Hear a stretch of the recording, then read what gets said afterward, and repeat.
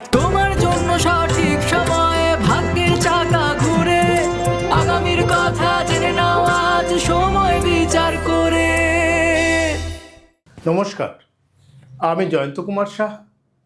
আজকে সঠিক সময়ের সঙ্গে আসলে দেখতে দেখতে 2025 চলে গিয়ে 2026-এর অলমোস্ট সেকেন্ড মান্থেরও কয়েকদিন কেটে গেছে। খুব ফাস্ট 2025 গেছে, 2026ও তাই। আজকে যে বিষয়টা নিয়ে আলোচনা করা একটু দরকার বলে আমার মনে হলো, সেটা হলো যে কুম্ভ রাশি তার 7.5 শেষ চরণে চলছে। গত 3-4 মাস তার মোটেই ভালো যায়নি। ইভেন তার চাকরি, অর্থ, হেলথ সব কিছু নিয়ে সমস্যা ছিল। তো তাদের কি কোনো আশার আলো দেখা যাচ্ছে 2026-এ? বা 2026-এ দেখা গেলেও কবে দেখা যাচ্ছে, কিভাবে দেখা যাচ্ছে, তার একটা ছোট বিশ্লেষণ আপনাদের কাছে পৌঁছতে চাইছি।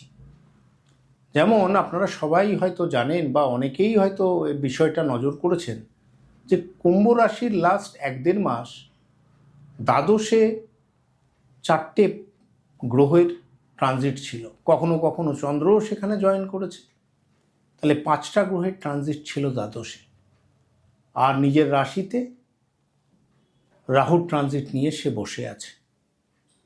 তো এমতো অবস্থায় এই কুম্ভ রাশির অ্যাটলিস্ট 2025-26 ফিনান্সিয়াল ইয়ারে, মানে আপ টু 31 মার্চ, তাদের কি কোনো আর্থিক উন্নতি দেখা যায়?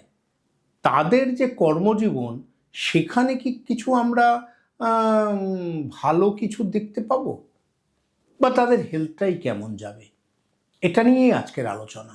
যদি আমরা ফেব্রুয়ারি মাস এবং মার্চ মাসের গ্রহগুলোর ট্রানজিট দেখি, তাহলে দেখব ফেব্রুয়ারির 3 তারিখে বুধ গ্রহ কুম্ভ রাশিতে এসছে মকর থেকে। 6 তারিখে শুক্র মকর থেকে কুম্ভ রাশিতে আসবে। 13 তারিখ সান বা রবি আসবে এবং 23 তারিখ মঙ্গল আসবে। তার মানে 23 তারিখের পরে কুম্ভ রাশিতে পঞ্চগ্রহী যোগ, কারণ রাহু অলরেডি কুম্ভ রাশিতেই অবস্থান করছে।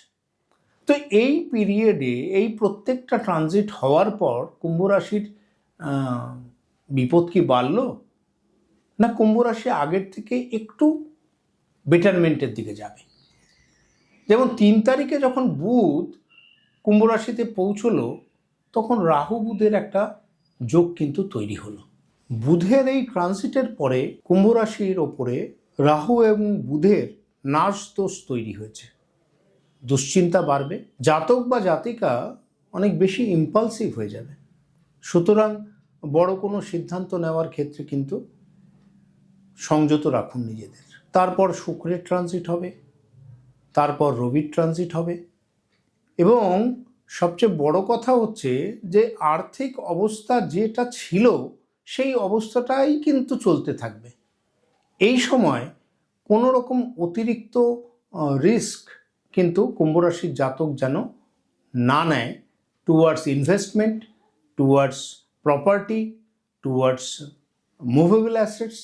এগুলো কিন্তু না করাই ভালো, অ্যাটলিস্ট ফেব্রুয়ারি মাস অবধি। এবং এই যে 23 তারিখের পরে কুম্ভ রাশিতে পঞ্চগ্রহী একটা যোগ তৈরি হচ্ছে, এর ফলে কুম্ভ রাশি না, সব রাশির সাপেক্ষেই সারা পৃথিবীতেই কিন্তু প্রাকৃতিক দুর্যোগের একটা কিন্তু আমি আশঙ্কা দেখতে পাচ্ছি। ভূমিকম্প, সুনামি, এই জাতীয় প্রকোপ কিন্তু আমরা দেখতে পাবো।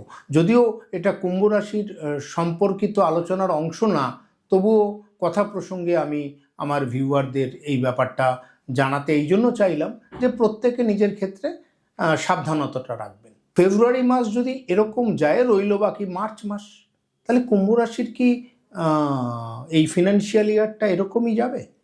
না, একটা আশার আলো আছে। সে আশার আলোটা কি? সেই আশার আলোটা হচ্ছে আগামী 11ই মার্চ বৃহস্পতি দেবগুরু উনি মার্গী হচ্ছেন। সারা পৃথিবীতে অর্থনৈতিক ব্যাপারে একটা শান্তির বাতাবরণ আসবে। এই যে বৃহস্পতি বক্রী হলে আমরা জানি যে অর্থনৈতিক বাজার ভারতবর্ষ তথা বিশ্ব একটা ভোলাটাইল কন্ডিশনের মধ্যে দিয়ে যায়। সোনার দাম দেখছেন কোথায় চলে যাচ্ছে, আবার কোথায় পড়ে যাচ্ছে, কোনো কিছুর স্থিরতা থাকে না। কিন্তু বৃহস্পতির 11 তারিখে 11th মার্চ মার্গী হওয়ার সঙ্গে সঙ্গে একটা কিন্তু অর্থনৈতিক জগতে একটা কিন্তু স্থিরতা আসবে। কুম্ভ রাশির ক্ষেত্রে কি হবে? কুম্ভ রাশির পঞ্চমে বিচরণ করছে, পঞ্চমে ট্রানজিট করছে বৃহস্পতি। কুম্ভ রাশির কিন্তু আর্থিক ব্যাপারে একটা উন্নতির বিশেষ যোগ তৈরি হবে। আর্থিক ব্যাপারে সফলতা, টাকা পয়সা যেগুলো আটকে ছিল, ব্লকেজ অফ মানি, সেগুলোর ওপেনিংস হওয়া, জমি বাড়ি বা অন্যান্য প্রপার্টি বিক্রি বা ক্রয়ের একটা পজিটিভনেস কিন্তু তৈরি হবে। এবং আরও দুটো বড় ট্রানজিট যেটা কুম্ভ রাশিকে অনেক সহায়তা করবে, সেটা হচ্ছে 2 তারিখে 2nd মার্চ ভেনাস শুক্র মীন রাশিতে যাবে। আপনারা জানেন শুক্র মীন রাশিতে উচ্চস্থ হয়। তো কুম্ভ রাশির সাপেক্ষে চতুর্থপতি, 4th লর্ড, সে উচ্চস্থ হবে। এটা কিন্তু কুম্ভ রাশির জন্য একটা নতুন বার্তা, নতুন রিলেশনশিপ, নতুন যোগাযোগ, কর্মক্ষেত্রে নতুন যোগাযোগ, সব কিছু কিন্তু একটা নতুনভাবে কুম্ভ রাশিকে একটা শক্তি প্রদান করবে। এবং তারপরে 15th মার্চ রবি গ্রহ বা স্নান কুম্ভ রাশি থেকে মীন রাশিতে আসবে, কুম্ভ রাশির দ্বিতীয় যাবে। কুম্ভ রাশির দ্বিতীয় রবির এই ট্রানজিট কিন্তু কুম্ভ রাশিতে যখন রবি ছিল তার থেকে ভালো। তার কারণ কুম্ভ রাশির অধিপতি আমরা জানি শনি।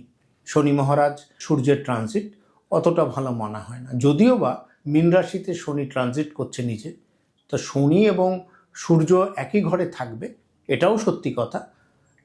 এই সময়ে কিন্তু রাজনৈতিক প্রেক্ষাপটে সারা পৃথিবী জুড়ে আবার একটা আলোড়ন তৈরি হবে। তুলনামূলকভাবে আমরা যদি কুম্ভ রাশিকে বিশ্লেষণ করি, তাহলে এই 25-26 ফিনান্সিয়াল ইয়ার যদি দেখি, তাহলে কুম্ভ রাশির জন্য মার্চ মাস কিন্তু আর্থিক সচ্ছলতা, স্বাচ্ছন্দ্যের দিক থেকে one of the best month আমি বলতে পারি। মাঝখানে একটুখানি বেস্ট হয়েছিল দুর্গাপুজোর সময়, অক্টোবর নভেম্বর এই পিরিয়ডটা, কিন্তু এই মুহূর্তে মার্চ মাস কিন্তু কুম্ভ রাশির জন্য আর্থিক ক্ষেত্রে, যোগাযোগের ক্ষেত্রে, নতুন কর্ম, নতুন ব্যবসা এবং গৃহস্থ শান্তির দিকে একটা ভালো সময়। আশা করি পরবর্তী বছর মানে 26-27 ফিনান্সিয়াল ইয়ারে কুম্ভ রাশি আরও অনেক উন্নতির পথ দেখবে এবং আমরা তখন আবার কুম্ভ রাশি নিয়ে আলোচনা করব। আজকে এই পর্যন্তই। নমস্কার, ভালো থাকবেন। সঠিক সময়, সঠিক সিদ্ধান্ত, সাফল্যের সঠিক দিশা।